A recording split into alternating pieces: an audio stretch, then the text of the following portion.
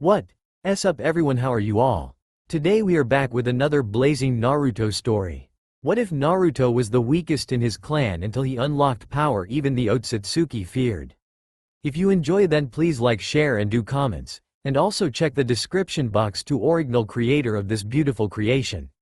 I don't know why I'm here, not staring at a broken mirror, but here as in this body, this village, this anime. All I remember is going to the shops and on my way back. Nothing, just a black void. Until I woke up confused and small without any idea of where I was or how I got here and a headache. The first thing I needed to do was see my reflection to check for any obvious signs for why I'm suddenly a different height, so I went straight for the door on the left of my room as if I knew it'd lead to a small bathroom, and as I entered the first thing I noticed was a child's face. They were a small blonde, with 3 weird whiskers on each cheek. Naruto? Why am I seeing a bloody anime character? I instantly forgot my current situation as I'd a slight bit of hate towards the fool and his canon, future choices, and next thing I know I'm punching a mirror, the sound of glass breaking and slight pain in my right hand snapping me back to reality, or whatever I could call, remembering I was apparently seen as someone who I'd have instantly killed had I been literally anyone else. The blood running down the glass and angry shouting through the wall draw my attention for a moment. Keep it down, you brat. If I find you're preparing another of your pranks, not even the Hokage himself will keep you here, you're damaging my property. No, I just tripped on some water, sir. My response was met with sounds of grumbling, but after a few minutes whoever the guy was clearly had better things to do than yell at a kid through a wall. Guess I'll need to fix the mirror. Eventually? I'd rather not see my new look anytime soon. Still, from what I could make out from the shards of the mirror, I was around 6. Maybe 7? Meh, I'll find out soon enough. Best clean this up at least, as I don't need to cause myself any more trouble from this. After I'd cleaned up the bathroom, I began looking around the apartment to try finding out more about my new life, as I doubt some random entity is going to apologize about a mix-up and return me to my body. Still, at least I didn't end up as some future cannon fodder or clan member, as I'd either be doomed to die on a random C rank as a shinobi, starve as a civilian, or die in one of the future invasions. Guess I can tolerate being the ultimate punchbag if it keeps me alive. Although the growing headache is annoying. Did I wake the fuzz monster when I got here? Let's see. Meditation was a way to access the prison, right? I didn't find myself before Kurama or even in the seal at all. Instead, I was in a hallway like from my home before, as if I'd simply finished walking back from shops, except it seemed to never end, and without any signs of my family that I could recall from when I left were absent. Only a faint light where I stood, which I knew wasn't from my home. There was nothing here except faint steps coming towards me from down the hallway. I decided to simply wait for them to reach me over going to them. I did have an idea as to who it'd be, as I didn't get his memories, which meant he's likely still around in his head. Sure enough, as the figure came into view, it was revealed to be Naruto, who continued approaching me only to be met with my natural response of punch to the face. Hey, why'd you hit me? How'd you get here? Where are we? Great, his first words spoken by him, and I'm already annoyed. I ignore the fool as he continues his screaming and shouting questions. Instead of wasting effort on the fool, I instead tried focusing on the surroundings, and as I did I noticed something I'd overlooked due to the brat's tantrum. The walls were slowly gaining some color. Wrong colors. Instead of matching the original hallway, this one had 2 colors each, approaching from the opposite end and stopping with us. The first was a blue that stopped at Naruto and was as if staring at waves on the sea during a storm. The other was a black that simply flowed with cracks in it to me. Occasionally a few threads came from each and mixed into a light silver? Apparently, this is going to be a merging of us, is it? Wrong. I refuse to have him influence me. A whiny brat without any originality or motivation beyond getting other fools to put up with him. During my mini-raid, the silver seems to become more solid, as hard as it is to describe, no longer looking like paper but metal. A plan quickly forms as I realize that the colors on the wall match with our current emotions. I can work with this. Shut up. I hit Naruto on the head to encourage his obedience. The blue waves also stopped, though it seemed to only be temporary, so I had to act fast. You're Naruto, right? The old man told me to come to find you. He's been worried sick. This seems to at least get his trust as I focus a little on my silver, which has started to reach the blue, but instead of mixing together, the black was able to remain unchanged as the blue began to slowly dark. Not enough for Naruto to notice, but enough to know I was right and simply had to keep him submissive to my influence, power? I'll figure it out later. Amusingly, all I needed to do was ask him to trust me and talk him into focusing on feeding the black with the blue. The idiot didn't even realize towards the end that he was fading. The last blue and silver was gone and I'd no warning before a rush of memories hit. I better be right about this. I was in darkness all around me, played pieces of Naruto's life as they were slowly pulled into me. From his first memories in the orphanage to the night he died, and I woke instead. Seems I was wrong with my initial view of the fool being useless. He gave me the knowledge I needed to at least understand everyone and even the timeline. Tomorrow a senile fool would have someone come to see if he still wanted to become a shinobi and give him the papers to officially register as an academy student. As if I'd a choice, Jinchuriki, the very name is proof that one does not. For who'd allow a Jinchuriki to stay weak? In a world of death, you've no choice but to do what you can to survive. Otherwise, you may as well have never wasted time living. As more memories play out, I only really view those with information, the frequent times that Naruto interrupted his old man during either meetings or daily work. Listening to the knowledge the Hokage freely gave Naruto as countless orphans may do without. Chakra, spiritual energy and physical energy. Mind and body. Both must be strong for you to survive this world. Naruto's body was rather advanced for a child, whether it's due to being an Uzumaki, Asura's latest failure, Kurama's chakra, or any combination is meaningless. All that matters is it is. Naruto's mind, however, was broken. A child's mind is fragile, and while he wasn't abused beyond a few drunken attempts prevented by the Uchiha police, how can a child's mind grow when they're always seeing the village's hate? In canon, his mind fractured into his happy mask, always refusing to cry, as Kakashi would say, and his dark self, the half that he buried to prevent hurting his old man. Shame that instead of that happening, I'm here. I may hate the kid, but I don't judge him just because of Kurama or a few childish reasons. I've seen canon, seen how worthless and pitiful he becomes. Even with the power to be free, he remains broken and chained. Why should I follow that path? Why put me in someone supposedly destined for that? No, my mind is stronger than that, stronger than him. Stronger than them all. At this point, the last of the memories, a day in the park with the other kids leaving. If I'm to live here, then I'll do so for now, but I'll not blindly allow myself to be chained down and broken. Either this village learns to stay out of my way or I'll burn it down and move on.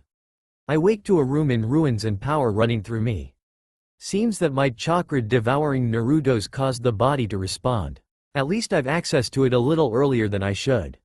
Looking at the mess I caused, I decide to at least make some effort of sorting through it. After all, I did own it all now. Until I end up burning it if I see any orange. I end up piling most precious keepsakes of the old Naruto, which were mostly useless toys with a note of the date he got it and those with him. Not that he had anyone except the Hokage. I simply spend some time doing a little light stretching before I wait for whoever sent. While waiting, I experiment with my new power by trying to move my chakra through my body, focusing on improve, strengthen, growth as I do so. Chakra requires your will to control. The crazy sage used ninshu, or whatever he called it, without signs, and his sons, followers, also used chakra peacefully to aid their daily lives. Hand signs were later developed to aid in learning, and also due to the constant wars they had later on, which inevitably lead to them believing that they were needed, and so their will was bound to their misconception and later passed to their descendants. Sometime later. How long does it take to detect your Jinchuriki released some chakra? If this is the best Anbu can do, maybe I should go elsewhere? But where? The only villages to interest me are Mist Kiri, as it's run by a genocidal Jinchuriki who'd be useful to train me at best he could. Except for the whole puppet role, he's likely been locked in for a few years now. The second is Cloud, Kumo, the only place able to truly unleash their Jinchuriki's potential. But they're unreliable, even when trying to kidnap a girl with inside support. How else do you bypass the rest of the Byakugan? They still fail. All they really needed was to harvest a living Hyuga, who only used taijutsu, paralyzing poison, chakra suppression seal, and a bloody medic. That's all that's really needed. Maybe I'm just reacting too strongly? Maybe I didn't release enough to detect from any Anbu guard dogs? I doubt any village asset is truly left alone. Wonder if I could actually pull off acting like Naruto? This was my only worry about being Naruto. I only needed to do it until I'm attending the academy, then I'd be able to hide in the background because I realize even the other orphans have someone or at least are told if their parents were shinobi. Maybe that'll get the senile fool to at least say something beyond, talking about them won't bring them back, change anything, like he did whenever Naruto brought them up. More time later. Finally, a knock at the door breaks my creative thinking of how to harvest various bloodlines, abilities and artifacts from various clans and villages. Why does a Jinchuriki not already have a real kunai? I'd only stabbed this slowpoke a lot. Answering the door I notice two things. First, there's a senile fool stood as if I'd the right to deny my dictator entry. Second, my desire to stab the slowpoke is increasing. What did he break his hip on the way? Some Hokage, maybe he had to finish his lunch? Mentally laughing at the joke I'll not get to watch again, I decide to get this visit over with. Old man, I thought you said you were going to send someone else to deliver the papers? I ask curiously. As far as I know, he shouldn't be needed for a simple formality. Now Naruto, why would I want to miss the chance to see you before your first day? Unless you no longer want to become Hokage? The senile fool laughed. I'm sure I'd laugh too, as if Naruto could afford to be anything but your tool. The only option I really had was senile fool's tool or his friends. Yay, I don't need any tongue tattoo. Thanks. No way, old man, just you watch. I'll be taking that hat from you in no time. I shout in my best, I'm an idiot, kill me and spare humanity my existence, voice, or the damn my thought hurts, call a medic, voice I'm not sure. All I'm sure about it, I wish somebody made him a mute before I took over. Then again, having to hear his own voice at that volume likely made the day or anyone who was tempted to. Apparently, ninja aren't the only merciless ones. I smirk at that. Calling them ninja truly is amusing when few if any in all the villages are even worth that title. Couple minutes of hurting my throat, voice and soul screaming later. I thought he'd never leave, I sigh in relief as I thought he have spotted my act, unless he's used to seeing Naruto's constant mask that he's no longer able to spot the signs he's gone. Deciding to think on that later, I turn my gaze to the slip of paper I held in my hand. I move over to the bedroom as the only thing mostly untouched by my awakening. Sat there, I begin thinking about what I'm to do. Should I bother with the others? Useless and naive fools that think they'll live a long life? Is there any point to doing so? I guess the only thing I should concern myself with will be the knowledge I'll gain from the academy. I won't go out of my way to interact with anyone. I'm already a young adult stuck in a world of death and madness. I refuse to lower myself to requiring kids as friends, when most of us will likely die within a month of graduating, and if I'm to survive I can't allow myself to become attached to doomed fodder. That's all we are in this world, fodder without reason or purpose. I spent most of the remaining day meditating as I continued to focus solely on my chakra, feeling it as a tingle beneath my skin as I move it around, feeling it slowly adapt to my will and obey me. I knew little about it beyond a rather basic understanding of how it's viewed in canon knowledge, but what else is there left forgotten or mistaken for facts? Fact: chakra is in all life and was once used to connect others by the crazy sage. Chakra can also be used for anything you want. Canon shows various examples from war to farming. So long as you have got a need, chakra will be of use. Forgotten: chakra is often believed to require hand signs. This is partially correct, as you may to start with, but what if you could break that limitation? Bloodlines are one such example. Most clans seem rather proud of what their blood gives them, and yet they overlook how most seem impossible to others because of it. Why? Chakra is in everyone and is energy-based, so how did their clans gain and keep it within their blood? Fact: bloodlines don't actually require blood, merely the correct energy to act as a key to those abilities. Proof: the Senju are one obvious, with the wood release being only unlocked for the one who inherits Asura's chakra. The entire clan holds the same blood, yet only one in every couple generations will get this ability due to Asura's energy being a unique key. Thinking about this and how Naruto apparently never unlocked this ability was frustrating, so instead I focused on the Uzumaki heritage. Chakra chains. Similar to the Senju's bloodline in suppressing chakra of even the strongest Biju, and yet not one person in canon uses Ito Tensai to use them? Naruto doesn't unlock his mother's ability, but some random fangirl can because she has a mental breakdown? Yet her mother couldn't or didn't. Deciding that the chakra chains are likely available, but like those with Sharingan or other bloodlines, One needs to know there's a door for the key to be of use. Karen likely heard a few tales of her former clan when young and possibly researched them under Orochimaru considering his focus on chakra. Knowing this, I sent a small amount of chakra to my palm, picturing the chain slowly grow out, and yet after 20 minutes of waiting. Nothing. Trying again but with much more chakra, along with my hate and rage at being taken from my reality to this doomed anime and placed not in a minor character or even reborn as an OC, but as one of the ones I hated most. As if something clicked, several black chains shot from my left hand and up my arm, embedding themselves into the wall and ceiling. Around them, the surface seemed to darken and crack before my lacking concentration caused them to fade away. This is an issue. For the repair guy, was my final thoughts on the incident for the day as I felt the lost chakra take effect. Next day, I want a bloody kunai, better yet give me a clean one and I'll make it bloody myself. These were my relatively tame thoughts on my current situation. I just arrived at the academy and was hit by the noise. Bloody brats whining about missing their parents or bragging about being better than insert family member here. If they're going to miss them so much, leave. The gates are open and classes haven't started. As for bragging fools, shouldn't they have done all that at home or on the way? I forgot how annoying people are over even minor things. Though becoming a child soldier isn't that minor, is it? Meh, they'll be dead before it matters to them. I quickly look for any teachers to direct me towards the correct classroom. Multiple times just to prevent any attempts at affect my education. Luckily those asked all gave the same room number and I quickly went inside before I asked them for a kunai. Insert bell ringing. The bell ruined my silence as a dozen students slowly entered in either pairs or groups, though I did spot a few of the canon characters enter. Wonder how long they'll live without plot. Oh well, they'll either live and learn or not. Such happy thinking was stopped by a random teacher entering and calling the class to be silent as they take the register. Naruto's name being called only got a short pause and glanced towards me before they continued, just like everyone else. Seems I'm either going to be left alone like everyone else or ignored. Both are better than actively sabotaging their future weapon.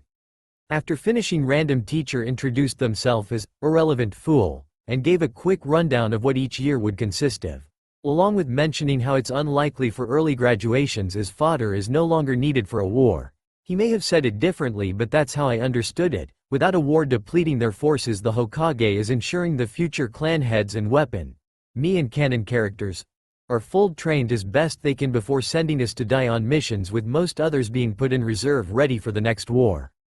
As the teacher began explaining and writing on the board behind him, I took a brief look around. Most were around 8, which is the oldest you can be. To enter any younger requires the permission of family and Hokage. Due to the graduation age being 12 years old, I have a long 6 years to work preparing for my current goal. Curing the world of these fools. Teach, please leave a kunai in your desk if you want me to put these failures down. I'll even kill you so you aren't put through any torture. One boring, murder-inducing lesson later. I sat in the classroom slowly eating my lunch while the other student wasted time outside playing games and gathering meat shields. I mean, friends for life. Ha ha ha, must be aiming for a rather short one, that kid. I spent some time trying to form a small chain with less chakra, or at least without focusing so much, but can only manifest a little chakra that looks more like a mist than a chain before it fades. Seems once you unlock your bloodline, it must be worked on to gain the strength it holds when you bust the door, so to speak. Basically a glimpse of how powerful it can be once you're at least competent enough to form it. Guess I'll have to spend more time on it than how to kill these kids. Truly a cruel world. I release a sigh as I lie on my desk. Apparently, the years here will mostly be the same, but with increasing difficulty later on, with chakra being unlocked this year, but left alone for our bodies to adapt to the sudden energy. According to the board, the irrelevant fool was writing on during our lesson. Our class plan in the academy is rather simply or essentially narrowed down to: first year, mostly theory, maths, history of famous shinobi and rules of the Konoha and of ninja. Taijutsu warm-ups and light training with the teacher will be added after the first week to replace former free periods, and chakra is unlocked about halfway through the year depending on taijutsu performance. Second year, theory becomes more chakra focused as we begin the leaf exercise and increase physical training. Third year, chakra exercise has amount of leaves increased and teacher uses weak jutsu to blow the leaf randomly to further distract a student and disrupt concentration. 4th year, physical training takes a large increase, having to be able to hit the teacher, limited to average genin capabilities, and able to try for graduation as of this year. 5th year, most lessons are refreshers and mostly replaced by physical training, chakra training and in-depth knowledge of current country relations. 6th year, same as last year, but the refreshers stop after 2nd week and only return during the final month. Failure to graduate it after this year results in being kicked from program. Basic Academy schedule, 6:30 a.m. Building opens along with library, only available for those with chakra unlocked. Basically, clan are halfway through 1st year to ensure the student is committed to being a ninja. 7:30 a.m. Arrive in classroom. 8 a.m. Teacher does register and begins theory lessons. 10:30 a.m. Teacher allows break, later replaced with chakra exercise. 11 a.m. Teacher starts physical warm-up and training. Starting in the 2nd year, it will be followed by a short spar with each student to check progress and understanding before giving advice on how to improve. 12:30 p.m. Lunch. 1 p.m. Afternoon register and history lessons. 2:30 p.m. Teacher moves to maths and geography. 3 p.m. Teacher allows final break, later replaced with lowest jutsu for surviving, camping, traveling, from lighting fires to making the ground more stable to set up camp. 4 p.m. Physical training, exercise. In the 2nd year, a spar will be included for students to try heat advice and see if they understood correctly. 4:30 p.m. Teacher ends classes with questions for students based on subjects and allows those who answer to leave first. 6 p.m. Academy library closes. I hate this world so much right now. So much bloody reading. The physical aspects aren't much trouble considering my life and Naruto's superior body. Though there's also the chance of them later improving or editing this depending on the average level of our class. Wonder if breaking the kids early will allow me to spend more time in the library instead? Well, best to just suffer through these lessons and spend all free time learning what's available and training to at least be capable of achieving results before moving to something else. Maybe spend time after library closes to focus more on chakra control. Don't want to follow canon and waste so much for little to no gain. So far I've mostly tried to avoid attention from both students and teachers, even though I had at least gotten to the point I wouldn't immediately shatter my mirror upon seeing a stranger's face. My focus on surviving and favoring the library and its books over wasting time with the kids, playing, has led to them thinking of me as the weird kid. As if they have the right to think I'm weird when they think becoming a murdering thief for money is how they'll meet someone to spend their life with. Heroes? Damsels? These foolish brats know nothing of what they're going to be doing. I've spent the last year focusing entirely on my control, along with my chains, and can finally purposely call up to 4 of them at any time I desire. To continue working in this, I usually create them as thin as I can and small enough to have 2 wrapped around each arm ready to shoot out my sleeve, just in case of any surprises. I've also managed to get a decent head start on taijutsu through the library books that I'm allowed access to. I'm at least confident in holding my own and not letting anyone realize I could match any civilians in pure skill even if they got together.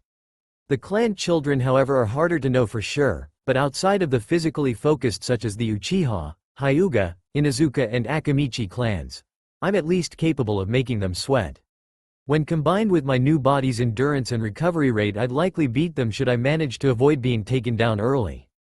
During the spars, I try to keep an eye on the clan and civilian kids' progress and achieve being in the middle, but occasionally get lucky with moving further up the ranks only to once again fall back down.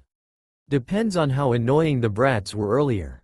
One thing that has caught my attention, however, is the date, 13th of July. According to what I recall, the massacre of the Uchiha is between Itachi being 13 and Sasuke turning 8. Meaning within 2 weeks the Uchiha will be dead.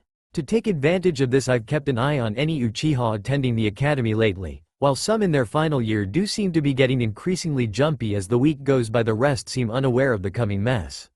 Not much longer. Last academy day of the week. Finally, I heard a certain Uchiha has committed suicide. I'd hoped I'd have been able to prepare more, but I've at least gotten a little time recreating Naruto's henge, which seems to simply require more chakra than the original does to create a more durable shell around the user and at least take a couple of hits. Today is a Friday, meaning I can actually risk a few injuries to myself with the weekend to recover before they're noticed. Now which Uchiha should I choose? Oh, that one has red eyes. I let a little amusement show before focusing on my chosen target. He's just a typical Uchiha, pale skin with black hair and eyes and an obvious ego problem with how he's bragging to the others over his eyes. Fool doesn't know that's why I chose him. This is going to be so much fun. Same day, a couple hours later. During my first year at the academy, I mostly focused on control and trying to better understand or apply chakra. One of the things I tried to gain was suppressing it to hide from censors like Iruka in my final year. I failed in the typical way simply because of too much even at such a young age. However, I did manage an acceptable version using my knowledge of Naruto's henge and applying it to my will to not be noticed. This allowed me to create a shell of chakra around myself that blocks any chakra escaping as far as I know. In my second year, I've mostly used this technique to follow a few Uchiha to find the best spot for what I'm about to do. I also experimented with my chains, finding out how much difference their thickness changes them. And aside from the slight increase of chakra, they also become stronger but unable to be hidden without having to wear more baggy clothing. I did like how I could make the end sharper though. I'm drawn from my education by the arrival of the generic Uchiha passing through the playground as a shortcut towards me. I'm currently hidden in the shadows of a nearby alleyway, which he'll need to pass to get home. I briefly consider if I should just leave him alone? Let him go home and wake to the dying screams of his beloved clan? But that serves no purpose for me. What's the point of letting an anime play out when you defy its path? As he passes in front of me, my presence causing him to jump back in surprise, I release my chains at him, wrapping them around his limbs and launching him into the wall behind him. That's all it took to bring the mighty Uchiha down? Like I said, generic. I quickly have my chains wrap around him completely, no longer just the limbs but his torso and one through his mouth. Just in case he decides to wake. With him currently secure, I head into the nearby forest. That's part of the playground.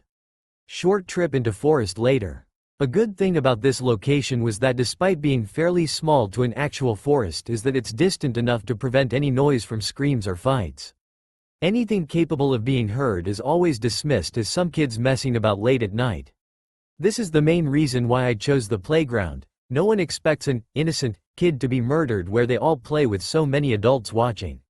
I dropped my guest on the ground, causing a slight groan to be muffled by the chain, and sit on a nearby log beside the generic Uchiha as another of his clan, one who'd left early today due to suddenly getting sick. Funny how some poisons are easy to access in place teaching about them.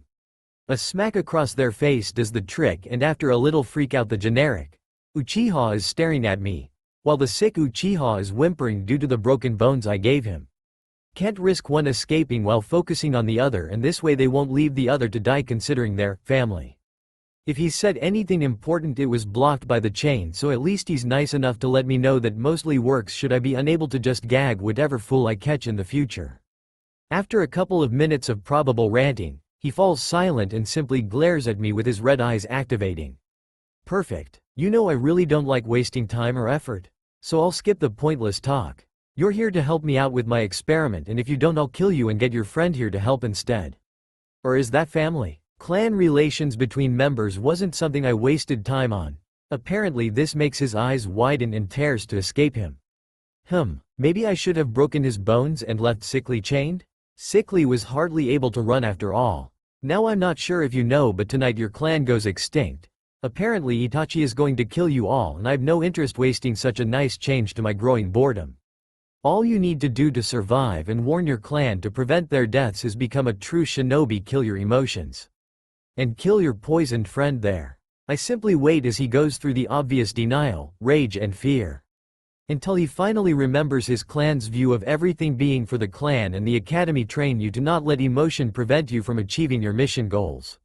While this doesn't work as effectively for most civilians, the Uchiha are all about serving their clan, and if one must kill a member to save the others, that's inevitably what they'll do. Finally, he looks at the sick Uchiha, who's also broken down into tears as they each share a nod, and Sickly manages to gather the strength to say 3 words that almost make me personally kill him. Save the Uchiha. I relaxed the chains for Generic to slowly move his hand into his pouch to grasp his kunai. Bringing it up, I immediately lock his limbs in place once more. Like I didn't think he'd try a last attempt to save his friend. Guess I'll help you along. With a quick gesture to Sickly, my chains respond, slowly moving Generic to be stood over him, kunai ready. All Generic can do is break into more tears. Seems they can cry endlessly in these bloody anime. My will hears my desire and responds. Seconds later, I've sat back on my log again, no longer paying attention to Sickly or Generic, who was staring at his former friend, not even noticing I just helped him with his precious eyes. How ungrateful. I slowly rise and walk over to them, reaching down to grasp the kunai with one hand as my other grabs Generic's face, forcing him to look at me. You know I did you a favor, right? Sickly got a quick death and you achieved the Mangekyo Sharingan, putting you on the same level as Itachi, Shisui and Fugaku Uchiha. In terms of eyes anyway. I didn't want to do any of this. Killing is a pointless thing when the victim would inevitably die anyway. But isn't it better to give someone's death a purpose? Sickly had been doomed the instant he was mistaken for food poisoning, and you'd have gone home, only to die as another casket in the ground. I make my chain break his left leg, causing him to cry out against the chain gag. The chain then releases the useless limb, moving behind my log to grab a small bag by the handle and bring to me. In case you haven't noticed the obvious, I can't actually let you go. Even if I did, all you get is killed the instant you revealed you killed your friend, as the Mangekyo is a secret your elders have hidden to prevent such actions. All I can do for your life to have meaning is take those eyes for myself and put them to better use than you ever could. With these last words to the Generic, Uchiha get a kunai to the heart, which I then release and grab a jar with some of the fluid used to preserve eyes and other organs that I'd managed to find in the few medical books, as it wasn't too important as no one saw the need to hide it. Maybe they didn't think a student would try acquiring a pair of eyes? Either way, I carefully plucked them out as I willed my chains to pierce his chest and begin to devour him along with Sickly. A fun little fact about the Uzumaki's chakra chains: they can each provide a unique trait, such Kushina's or Midas being able to suppress a Biju's chakra. I experimented with what else they're capable of and quickly found mine were more suited to devouring chakra, and with chakra being both physical and spiritual energy, I could use my chains to break down anything with chakra, no matter how little, and gain a little for myself. Essentially, their soul is broken into pieces and stored within my own to later sort through, as I did with Naruto upon devouring his chakra for myself. As I stare at my jar in my hand with two red eyes staring back, I can't help but glance at my other hand. The one with a child's blood dripping from it. I'd say I'm sorry, but in my view, you were dead before I arrived. To escape this reality, one must be willing to sacrifice everything. But this thought doesn't stop the glare from within my jar. Another step closer to my reality. It's been only a year since the Uchiha had been put down. A year, and everyone seems to have forgotten all their suspicions and hate towards the clan over simple rumors and paranoia. Ever since that night, the former clan has gone from scapegoat to founding clan once again. Amusing considering why they are gone is due to them isolating and pushing them into a corner and being shocked when they had enough. Still, as I look around my fellow cannon fodder, it's obvious as to how most civilians have reacted, as the classroom with dozens has gone to about 24. Over 30 kids pulled from their future grave, while myself, the clan children, and the delusional fangirls remain. Still, it seems that most clans decided to send their children to learn at the start of this year, so now the clans outnumber the civilians in the room for possibly the first time in decades. Our teacher has also begun pushing us harder, or at least making the attempt, but Sasuke's fangirls have their families complain about being too aggressive on them. Guess they'd rather stand over a grave than have them realize this is a world of war, death and ruin. Nothing they do to protect them in the academy will spare them a kunai to their chest in battle, but that's their choice. This year has allowed most of the Hokage's attention to be redirected. While he previously visited Naruto as a way to relax in the past, the senile fool must now deal with various other countries and villages testing Konoha's borders. Even the Fire Lord worries for Konoha's future now the second founding clan is gone. Wiped out in a single night by a boy only 13? How could they expect to not lose what reputation they had managed to build? Sasuke is at least silent about his genius brother. If I'd known he'd also draw away most of the Hokage's time, I'd have helped move the massacre along. Maybe collected more than just generic and sickly's eyes. A pair of Mangekyo Sharingan and a plain pair. Useful with faking a death or two and also giving me a way to hopefully escape should need it. I managed to get my control of chakra to the point I can walk on both walls and water. Turns out being younger with less chakra allows control to build much easier but is typically ignored as hardly any students have enough chakra to make it necessary.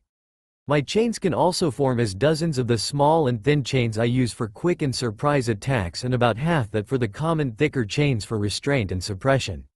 My constant time in the library has also paid off greatly as I've gotten a much greater mastery of the Academy Taijutsu, if it's even worth that name, along with a grasp on the more important information, the basics to future specializations. Specifically medical jutsu and ninjutsu.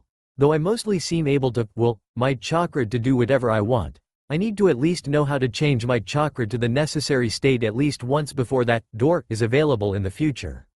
This has allowed me to slowly create a space underground where I originally harvested 2 animals that were about to be sent to the slaughterhouse anyway. It's nothing too noteworthy at the moment, merely a large space with some of the ground raised to be a table in the center and around the edges of the room. I also raised some ground to act as a chair in a few areas to rest during my little experiments. In the center of each wall is a small hallway, being formed to slowly expand into more rooms as needed, along with potent escape routes, should I be discovered too soon. Most of the tables are empty still, but there are currently 2 I'm using. The first is one I've shaped to be more like a bookstand to place various books I've copied or claimed from the library and students respectively. And the second is the central table, which currently has my latest volunteer I collected from the alleyway.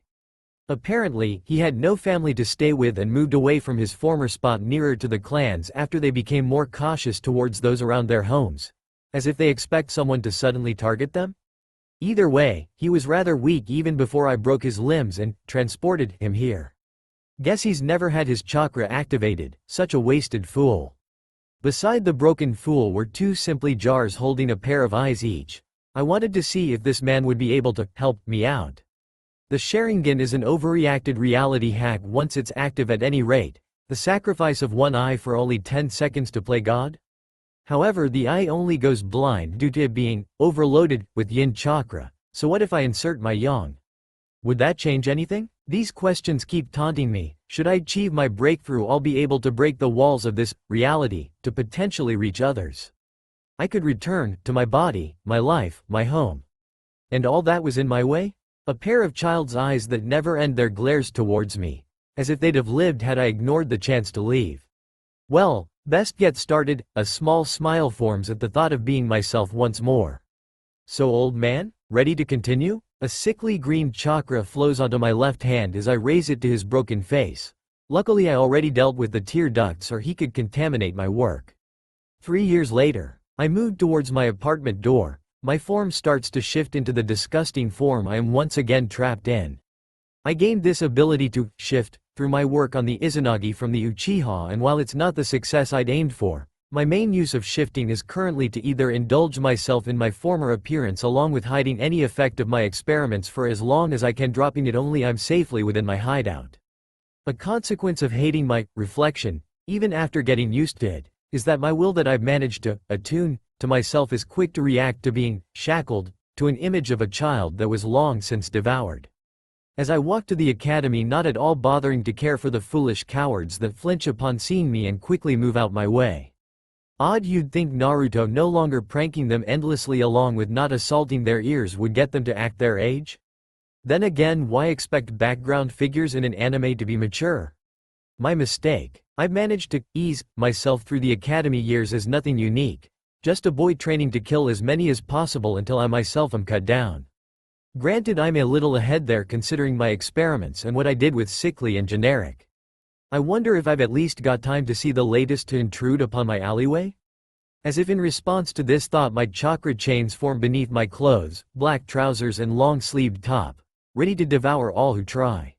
Academy entrance. The academy has long since exhausted its value as an information source. Any books their students can access I have read at least twice over my time here and finally get to be free or at least closer to it, as well the information has led to me being able to claim unique abilities like my ability to shift my form beyond any henge or simple jutsu could achieve.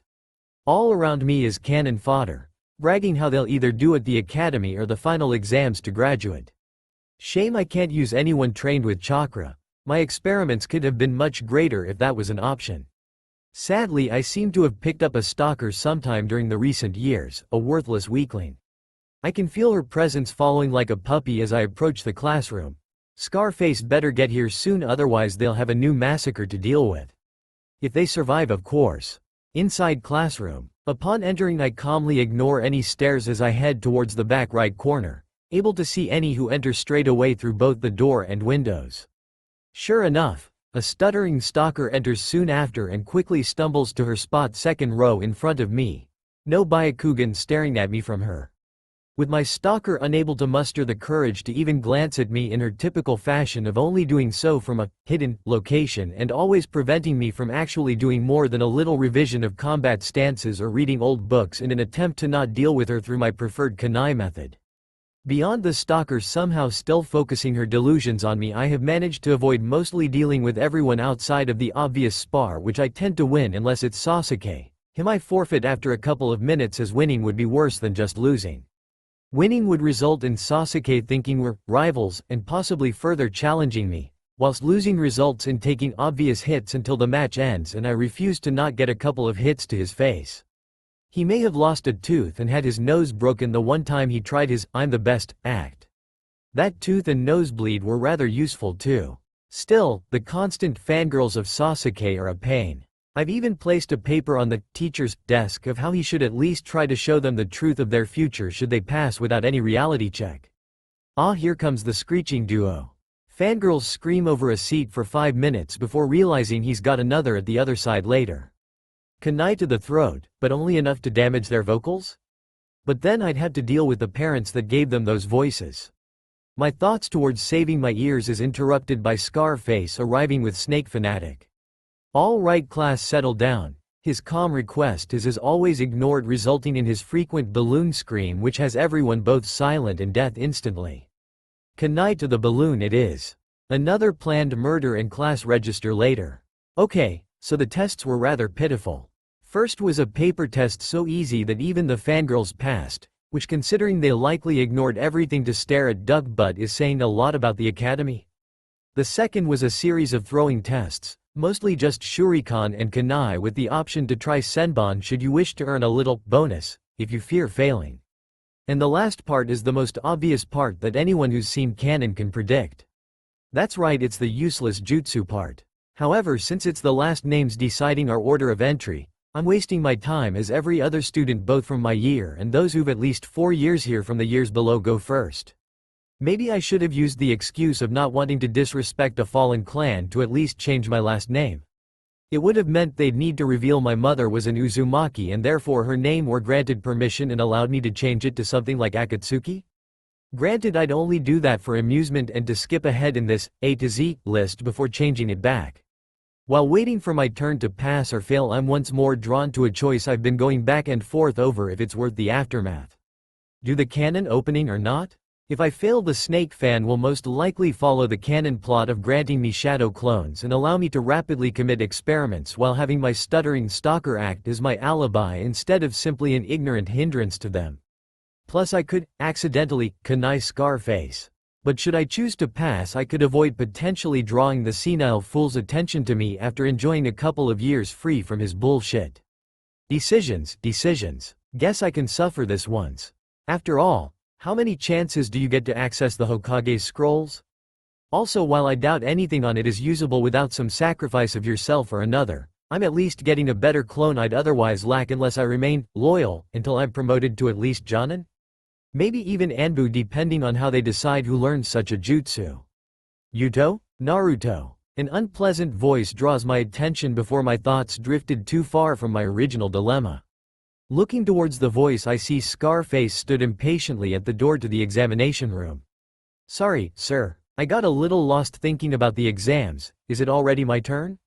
What? I can't exactly say I'm thinking if I should waste effort taking a forbidden scroll for his friend to get away with its information and allow a reason to kill them both. Also, I get to guilt trip the leader over Kurama to at least give me the name of Naruto's mother. Hard to claim they're irrelevant when you realize I've had access to her bloodline for years. It's alright Naruto, I understand how stressful these exams can be. Just do your best, okay?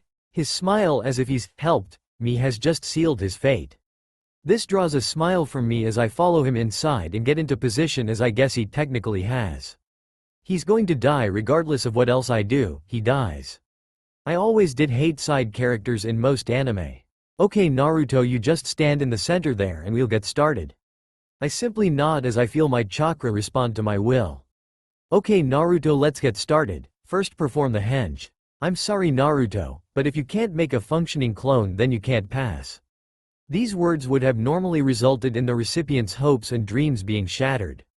However, unlike those who think not becoming cannon fodder, I've already fully taken advantage to learn everything I could from the academy, and the only reason to pass is the potential to speed up my gains beyond what I'd achieve from scratch. I was sure it'd work this time. Are you sure I can't give it just one more try, sir? This request was simply for Snake Fan to jump in, and from his face, he was about to do just that at any moment. Come now, Iruka, surely we can make an exception just this once?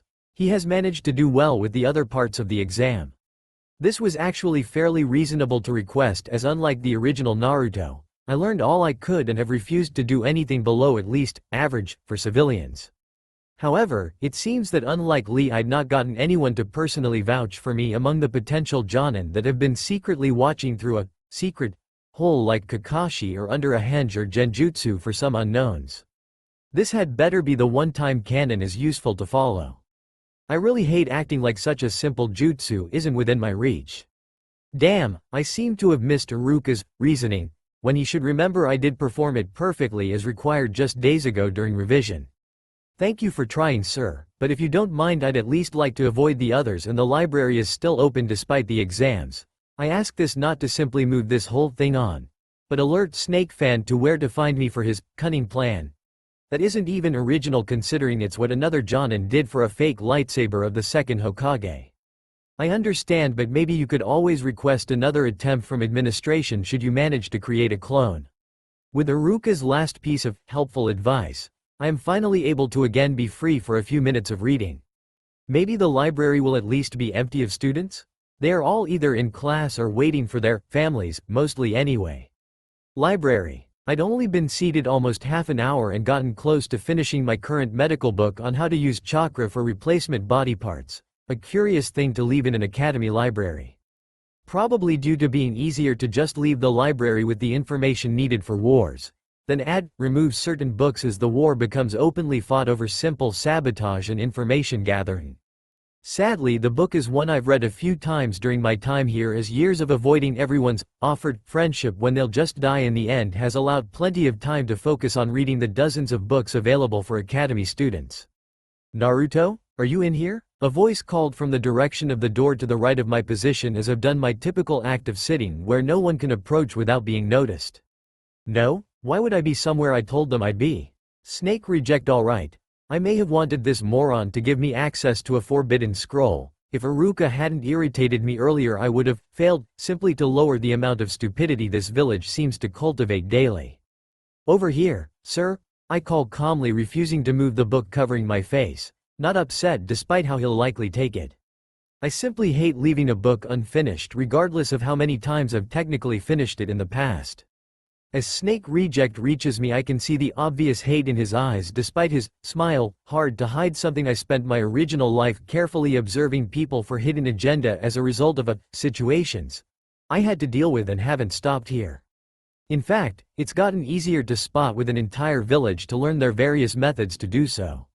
Still, this is a guy who killed his team and managed to get away with only being a suspected traitor and placed as a teacher. Another sign of Konoha falling to ruin. Ah Naruto, I'm glad I could find you here. I wasn't sure if you'd simply wanted to leave without being spotted, as the only one to fail to create a clone. This is actually a valid point as to why he wasn't faster to locate me and had to call out. It's even technically true as I did use it to leave with as little drama as possible. Still not stopping my kunai to his nuts though. Teacher? Did you perhaps manage to get the others to reconsider? I struggled to put much emotion in my voice, but it seems he's either taken it as trying to hold back my sadness, or too focused on how close to power he believes himself to be. Still, he at least shows himself to be able to change his script to suit what I say, so maybe he could have been competent before stagnating and getting sloppy in terms of skills. I did Naruto, but only partially. You see, while Iruka does see himself in you as a fellow orphan, he can't allow it to affect his judgment, and so I instead talked him into another test. At this point I managed to get a matching smile. I do, after all, like him being more original than repeating canon. That's great news, but won't it have the same result as I've not yet had time to practice my hench? Maybe I'll only torture him a lot? I could always use a rug when he becomes a furry after the invasion. These thoughts of mercy are immediately ruined by his next words. True, but that'd be if the exam wasn't changed to a more practical one. Fairly simple for someone of your skills in stealth and henge. It'll be more difficult as you'll face a mock mission scenario as your exam and be marked by how well you stick to the mission and deal with potential interference. Yes, this is all still original and even better reasoned than a secret exam, but I really don't like him mentioning what my skills are. I'll have you know I'm also great with weapons, just pass me a kunai and I'll show you. This offer will have to wait for our next meeting, as I want to see how a bunch of me's can do with some of me keeping him alive through it all. While that's indeed a relief to hear I'm not just being set up to fail, you still haven't given any information of what exactly I'll have to do as part of this mission. He shows little response to my slight emphasis of set up, and simply reaches into his back pocket to retrieve a folded slip of paper. This contains both the mission and some relevant information for you to succeed. I could add too much according to the other examiner's limitations to prevent accusations of unfair favoritism. But so long as you do well enough to get one of them on your side, I'm sure you'll pass with no trouble at all. With his piece said and the slip handed over, he quickly leaves to no doubt prepare for what he believes will be his departure from the village. As I open the paper I note one simple thing. This is going to be a long night. My smile finally becomes less fake as I begin planning how to deal with the Hokage without resorting to canon, as that's both degrading and disgraceful if I must rely on a failure's method. Unless I get creative. Nightfall. Before I went to the Hokage's tower I risked a short stop at my hideout to collect a few weapon pouches I'd both bought and gathered from training grounds they'd been left at. Along with a little package for the Hokage should he show, which he'd likely not appreciate but he'd probably live. Maybe? Seems while Snake Reject has given me accurate information on how to infiltrate the building, I actually don't need to bother sneaking when there's a door right there. Shifting from my former Naruto form I begin making my way towards the door, and as expected, while a few give a few greetings to their beloved Hokage, I'm otherwise left to enter without any trouble. Even the secretary, who's drifting into a little nap, only glanced up and acted as if they were working until I passed by. Okay, so the scroll is within the side room on the right wall. However, I assuming there at least a security seal on either it or the scroll itself should it leave its location without first being deactivated, so I'll have to leave a note for the fool to make him sympathetic by thinking I'm just trying to prove myself by revealing a traitor. I shift back into my blonde mask and make my way over to his desk to borrow some of the paper used for mission assignments. Writing a quick summary of how I was failed due to the Snake Reject offering me information that he denied me and how he granted me an alternative to the exam my chakra apparently prevented me from passing. I also claimed to have came here to try report his suspicious actions, but when he couldn't see me I simply decided on exposing him myself. A believable excuse and reasoning considering most orphans are told what little is known about their family even if they couldn't find anything beyond criminal, instead of nothing but it not changing anything. It also hinted at my chakra reserves preventing me from creating clones when I could, as a slight against him considering it's something he should have considered. The note is then pinned to his chair with a kunai to prevent him from sitting on it for him to find when he tries sitting down after alerting his shinobi. I made my way over to the door and took a deep breath. I'll have to be quick to prevent him finding me too early, so long as I get out in time he'll be unable to locate me before. I rush in, grab the scroll from its pedestal it's foolishly been placed on, and head out. The Hokage does enter as I'm leaving, but beyond a short glance at me I'm out. I may have dropped a little prank Naruto used once to temporarily blind him and call out check his chair. An hour of running later, I was making my way to the location I was supposed to meet Snake Reject. Overrated scroll on my back and annoying alarms going off behind me. Hopefully, he listened to me this time. If not, I can always leave Konoha through shifting in Kurama's chakra when I get around to waking the waste of power. Upon reaching the location, I stop and quickly unseal the scroll and unwrap it. Sure enough, beyond the scroll contains jutsu requiring to sacrifice either personal or a victim and the occasional jutsu invented by the Hokages during their lives. Sadly, no Hiraishin as well placed as a vague description of how it works. The second didn't allow it to be added, and I'm guessing it's likely why Minato's was so different besides having a fangirl Uzumaki helping him recreate it. The shadow clone variations are all listed together and I quickly set to work memorizing them before I attempt any. Hours later, I've finally managed to master 3 versions of the shadow clone. The first is the obvious clones that transfer their memories back, and I'm at least lucky enough that my mental state isn't as messy as Naruto's, as the scroll does warn about how they can act on buried emotions, and Naruto buried most his negative emotions to the point of insanity. My second was of course the kunai application to rain death upon the trees, and wasn't too difficult for my clone to apply this knowledge to shuriken. Bloody traitor to the kunai. Naturally, I fixed this blasphemous clone through kunai to the back and moved on. The final one I got down was the explosive clones, and really just require the clone to compress their chakra until it reaches critical, upon which it'll rush back out at great speed and cause the explosion it's known for. Sadly, my attempts at exploding kunai were interrupted by Kanon. I swear it always interrupts the good things in life. Naruto, there you are. Do you understand what it is you've done? Kanon, why do you persist in this fool being here? Even if I'd forgotten the Hokage watching the end, I'm still going to kill him, just during the invasion instead. Kanon may have bought Scarface more time, but he'd die. It's just a matter of how many brats I've to silence afterward I'm unsure of. You know, I think you don't understand what you've done.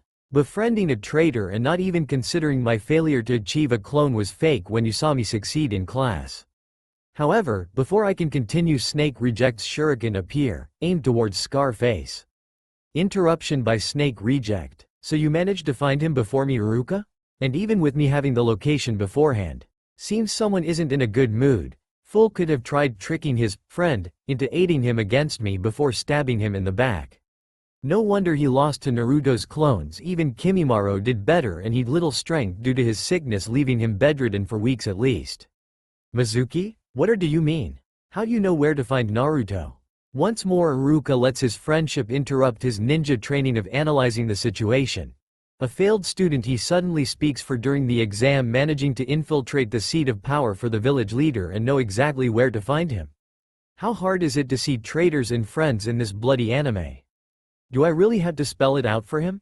Kunai, I might forget the Hokage is watching and use you to see if Iruka would believe I'm a monster if I start skinning him alive. My rapidly darkening mood triggers my chakra to respond as my once docile chains shoot forth from my sleeves towards Mizuki, aiming to quickly capture him. Only for him to narrowly escape as he jumps to the side, throwing a few shuriken to block the chains when the turn to follow. Worth a try to capture you alive, Snake Reject. But I guess a dead traitor is better than a living one. I will my chains to continue the chase, slowly shattering the surrounding trees as they do, hindering his available hiding spots and inevitably causing him to use all his weapons. Scarface, perhaps you should quit? If you couldn't tell, the traitor's attack earlier was aimed to kill or incapacitate you so he could attempt to access this scroll.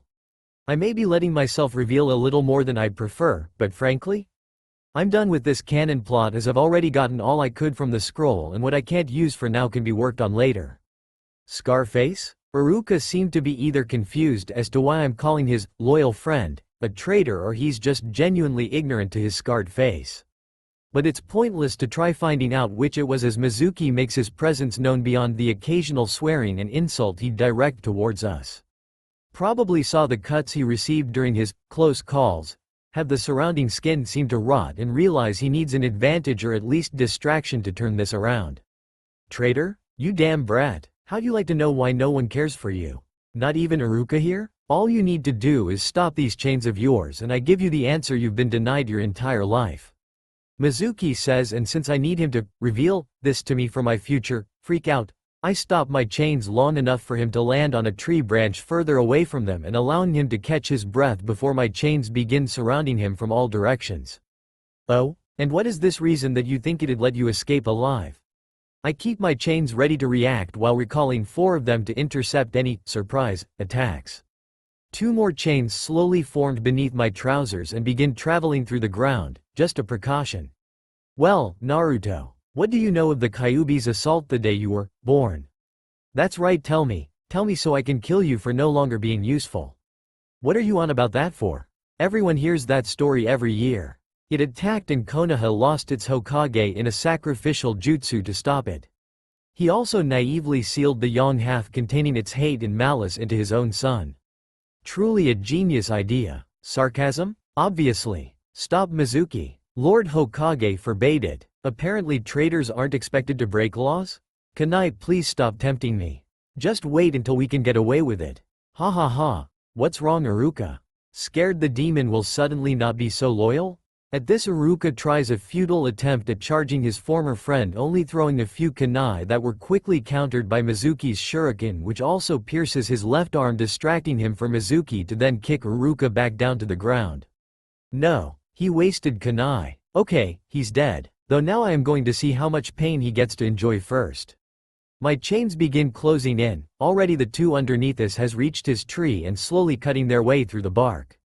Just stay down, Iruka, we both know I've always been better than you. You have after all remained as a teacher for a year whilst I've only recently been forced to.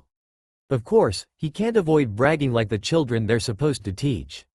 Is bragging contagious in this anime? I'll have to avoid or put them down should I encounter them, just in case. You see, Naruto, the Kyuubi couldn't be simply killed as it'd just reform and try again. So the Hokage gave his life to render it powerless, to ensure that it'd never again threaten his village. And he did this by sealing it away into a newborn child. Into you. Do you see now, Naruto? You're the Kyuubi, and they've kept you weak because they fear you. Mizuki, how could you do this? Betray the village? Iruka is apparently fine despite the injuries he'd taken, so at least they weren't likely to be serious. Shut up, Iruka. I'm done with this weak village. I'm going somewhere that respects men like me.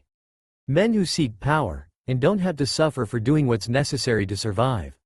All I need to do this is that scroll. Okay, if that's all, I'm going to kill you now, Snake Reject. Try to at least amuse me, okay?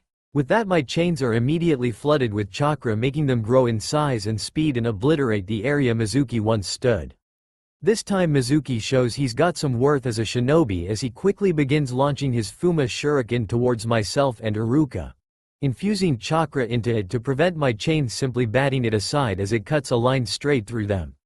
Seems I need to use more chakra to counter what my opponents use on their weapons. I'm about to use my defense chains to lift me over it when Iruka manages to snap back to reality, showing his time in Anbu may not have been such a waste after all. However, speaking of waste, I'm wasting my time. Hey, Snake Reject? I'm bored, so how about a magic trick? My chakra begins to surface as a black cloak forms around me and my chains, granting a shadowed afterimage to follow behind them and my voice to take a darker, demon shift.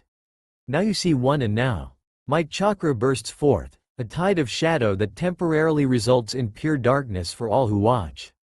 And upon being able to see, a legion of my shadow clones, all with the same chakra code as myself, with countless chains at the ready, and as one my clones speak. You see many. One beating later, I stand leaning against a broken tree, the once unmarked clearing now filled with signs of battle. The trees severed in Mizuki's attempts to run, hide, or just buy time to rest. Their branches reduced to splinters that have pierced Mizuki's arms and even legs from when my chains smashed through them and into him.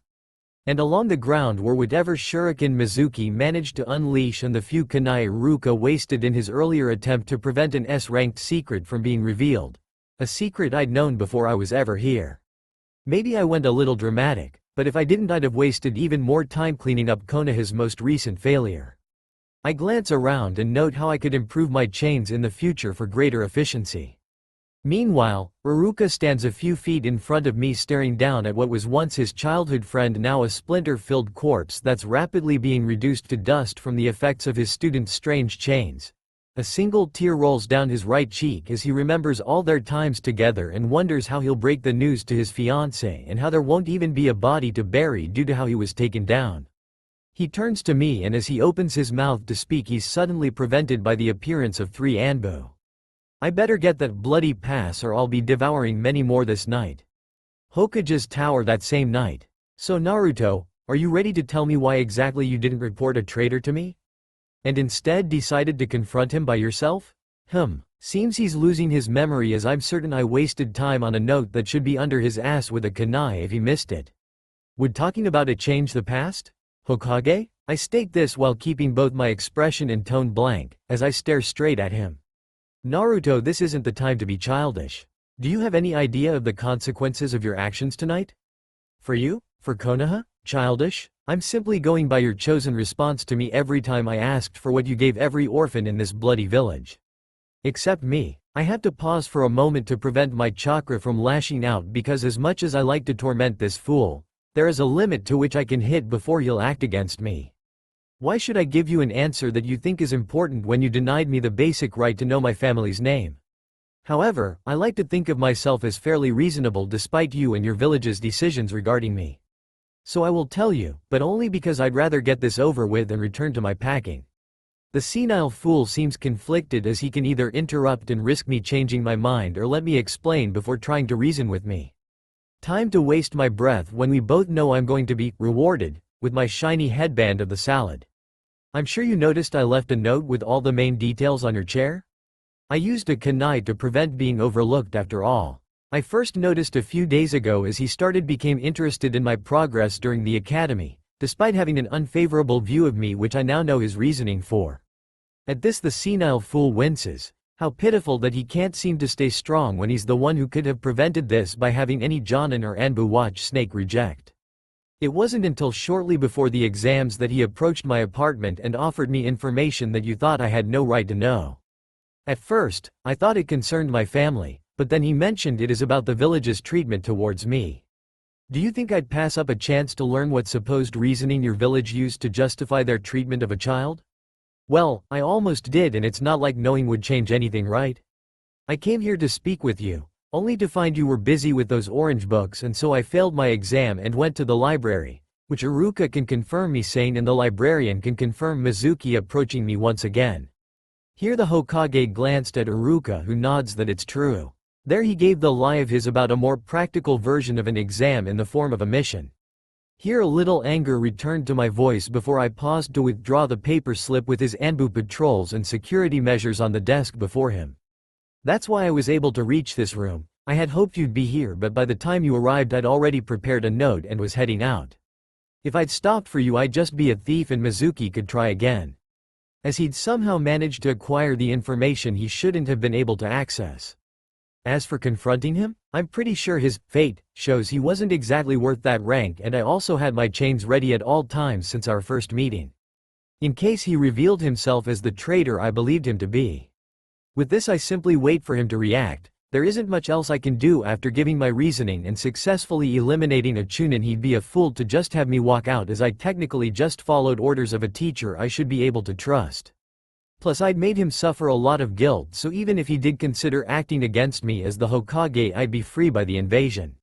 Why would an invader leave an obvious Jinchuriki who'd have no reason to fight him imprisoned? If I didn't know Orochimaru or Danzo would jump at the chance to have me join them I'd have likely had to play a lot safer, but as far as I'm concerned, this fool is already dead. I've always tried to do my best for you Naruto, and, with all due respect Hokage, just save it. I'm tired and just want to know what your decision is about tonight. Anything related to my family? Irrelevant waste of time. If they're alive they abandoned me, and if they're dead? Goodbye to useless fools who clearly weren't worth their Hokage's time.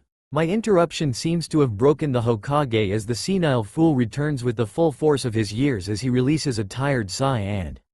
Oh, he glanced at Stone Blonde out the window. You won't be punished. You followed your teacher's instructions, and as you've done exactly as I'd expect of my loyal ninja you shall be rewarded as one.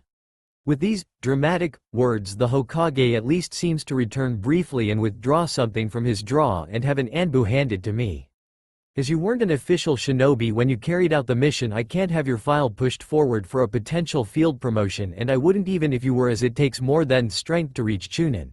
But I will instead overrule the mistake of you failing, as I personally witnessed your use of clones in combat, and ensure you receive the standard pay for dealing with a low Chunin traitor. As of this moment, you are officially a genin of Konoha.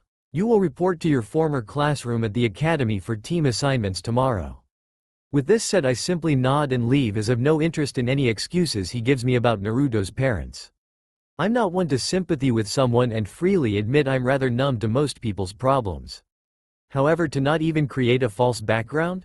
That's less painful for an orphan to have than never knowing and always wondering if they're still out there having a picnic while you're stuck in the streets, ignored or mocked by those who have lived their lives surrounded by chakra and its apparent uses, yet don't see the child. Still, the outburst served its purpose well. I'm a genin now regardless of the team test, as that'll only decide on if I have gotten a teacher or am left to personally progress alone. Stood in front of the Hokage, showing no signs of my rage from the night before.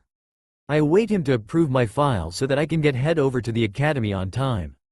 As the Hokage hands the file over and seems to begin thinking of a way to get me to open up to him as Naruto used to, he's prevented from doing so by his grandson barging in and failing on his face. Not wanting to deal with him, I simply ignore him as I walk out. When he tries to demand that I take the blame for his stupidity, I simply smack him to the side and tell him to learn to walk if he's going to run. Not interested in fixing a problem his family is responsible for. Academy later that day. I'm currently sat with my head resting on my desk with my arms folded beneath them as I listen to yet another bunch of fangirls argue over the teams as if they have the choice. We all know Scarface will soon be arriving to assign our teams according to requests, traditions, and balanced leftovers. I really shouldn't have been so obviously hateful towards the Hokage. Now I'm going to likely be watched once again for any sign of going rogue. This is a thought that's been repeating itself for the last few minutes, as I finally allowed myself the time to contemplate my actions yesterday. But I was tired and had just devoured a rogue ninja's chakra without my usual free time to have my chakra settle before the Hokage called. Whatever they do because of this will be dealt with if necessary. I'll simply avoid my hideout for now until I have got a way to switch with a clone that won't be at risk of discovery. Upon my arrival at the academy this morning, I'd gone to the library and created a couple of shadow clones to get started on the genin restricted sections. The reason only a handful were used was the librarian and I agreed that using any more could affect others who come to the library, and regardless of how I'm always polite and respectful towards them as they've treated me rather well over the years. Not that any more would help, as it'd begin overloading my head with information. Using shadow clones for jutsu, however, seemed less likely to cause anything beyond a headache at first due to the training mostly being the same each time, with the sole difference being an increased performance and understanding. Hey, wait a minute, isn't that Naruto? I thought he failed? Seems half an hour is how long it takes these genin to notice me. More voices of various civilians join the mutts in repeating variations of the same line, questioning why I'm here if I apparently failed. In case you didn't realize, I have got a headband on my left arm, meaning I clearly passed. Why exactly would you think I failed? It's true, as I decided to simply have it on my left arm to prevent it from being knocked off during battles, along with it's not likely to draw an enemy's attention unless they see my left arm, granting me a little extra time to spot and prepare for them. Or maybe I just didn't some metal on my head when I'm unlikely to be hit there. Regardless of my reasoning, it seems the mud is about to make this another pissing contest of his. Well, no one saw you leave, or out celebrating.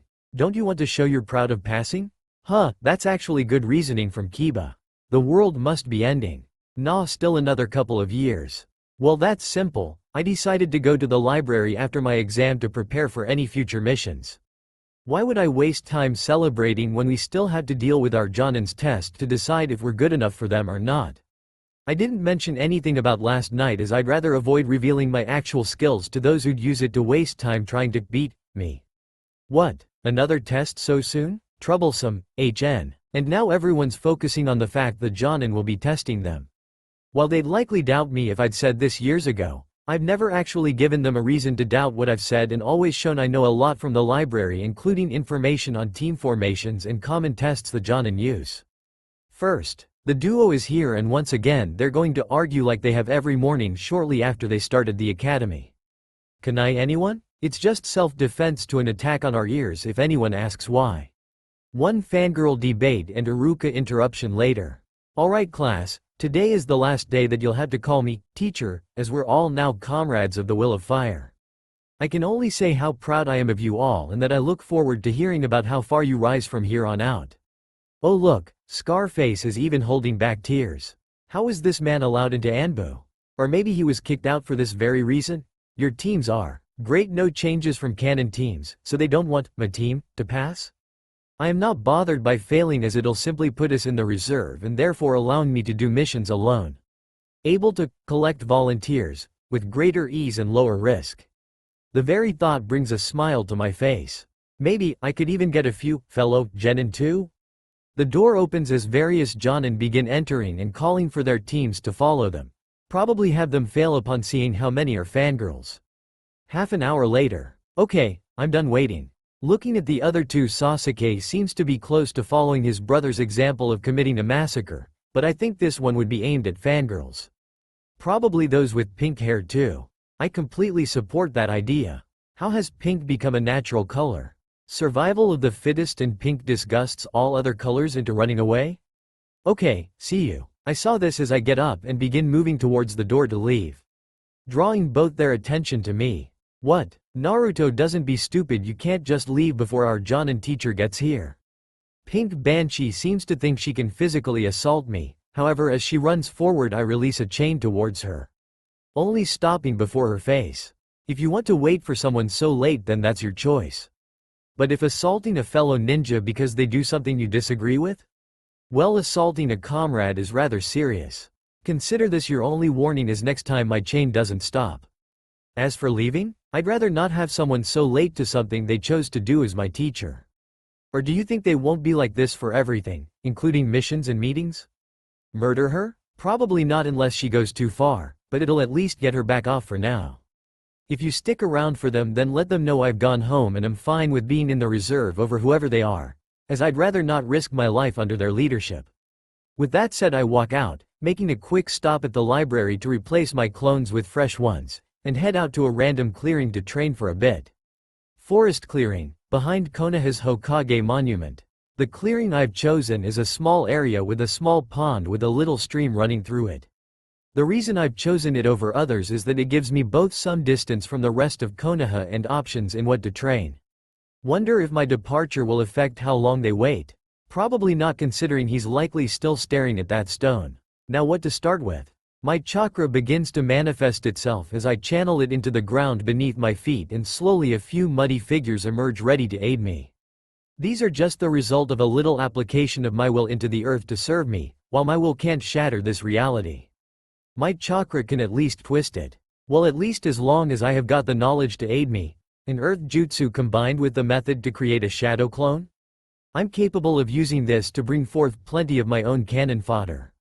Though they're sadly limited to the level of the jutsu used to mold them, so can't stand against most jonin and only a few chunin through their unique abilities to merge with the earth, allowing them to repeatedly regeneration so long as they remain in contact with any form of earth and also to reshape themselves to better handle any threats against them.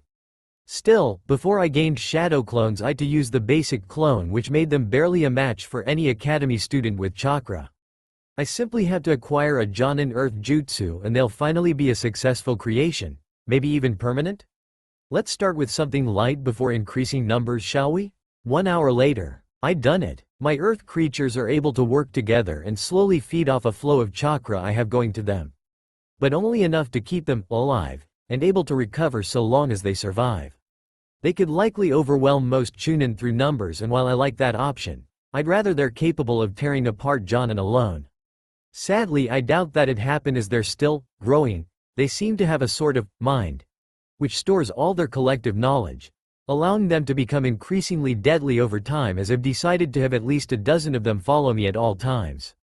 This will not only allow them to continue learning, but also have a decent grasp of their surroundings as I create more for any fights later on. Combined with my devouring ability, and I can peek into their mind as a way to transfer their knowledge to me at the cost of one of my creations. They're almost as useful as my chains. I've also received my most recent shadow clone's memories, granting me the start of ceiling to consider for future experiments and possibilities. Still, I best finish sorting through the clone's knowledge now before it further builds up. Another hour later, I'm back at Naruto's apartment. I doubt I'll ever call it mine as I don't desire to remain here for much longer. Not that I had spent much time here, having instead transferred anything of use or value to me into my hideout and allowing this place to act as a way to end from them. Glad I added that tunnel in the boiler room. Otherwise, pulling off a switch when potentially being watched by Anbu is unlikely to go well. Over the years I'm expanded tunnels through the underground of Konoha, utilizing the ability to reshape it to my will to reach otherwise impossible locations. Granted, I may have made some of Danzo's passageways collapse and stationed some watchdogs in case he decides to restore them. But my creatures can form into walls to hide my own entrances. After all, why use doors if you're able to create monster doors? Still, I doubt I've any time to switch with a shadow clone to avoid this pointless meeting. If it could be called such, waiting 3 hours before having to travel to the roof for a couple of minutes of conversation? What a waste of time. My mood's rapid drop was only beginning as the one Sharingan user Konoha had apparently arrived at the academy. He'd entered the library just as my shadow clones dispersed, and considering it was just him, he likely noticed I wasn't with the others, and due to my file knows I spend as much time as possible in the library. Act surprised or annoyed? I toss a kunai in the air. Should the pointy end hit the floor, then I'm annoyed. Should the handle hit the floor, then I'm surprised? Of course, it'd land like that. I glare at the kunai traitor that simply lied on the floor, ashamed to all its kind. Or is it a genius kunai? It's ready to grab and throw after all. A knock on the door draws my attention, and the kunai is suddenly in my hand. Genius kunai for sure. One open door later. Farmers lost and found. Are you a lost scarecrow? They're my neighbor's jurisdiction. I may be forced to deal with him, but I'm not going to be nice or serious with him beyond what's required. Well, perhaps you could help me? I appear to have lost a student of mine. That deadpan expression really doesn't match his words. Have you tried 3 hours ago? When they were supposed to meet them? I stare straight back, ignore the impossible, I smile. My words cause him to gain. That is either a self-based genjutsu like the henge or just anime logic. Well, you see, I was on my way to the meeting but came across an old lady carrying her shopping only to drop them. Naturally, I had to stop to help her. Afterward, I helped carry them for her, but upon reaching her house she found she'd lost her beans and I had to go find them. He says all this as if he's discussing the weather and adds a nod at the end as if showing he agrees with his story. You could just say you weren't interested in a team and have someone who can be on time show up. But let's just get this over with, as you've already wasted enough of my time today. Technically he only wasted 30 minutes, but I could have still used that time avoiding stutters. Actually, him being late means she was unable to follow me and see my creatures. I'll repay him with only a slightly edited introduction to myself, I guess. Now where's the fun in that? Anyway, I'll ignore you leaving this once, but in the future I expect you all to wait regardless of personal opinions. Now, are you going to come back willingly? As he finished, his stance changed slightly. While still relaxed, he's ready to act should he need to. As if I'd waste effort on a pointless fight after training. Never mind, he's a war veteran that's not only survived but did so at the age I started academy. As much as I'm sure you'd love to prove yourself against a fresh graduate of the academy, I know I'm no match for any competent chunin, and you're a rather infamous shinobi.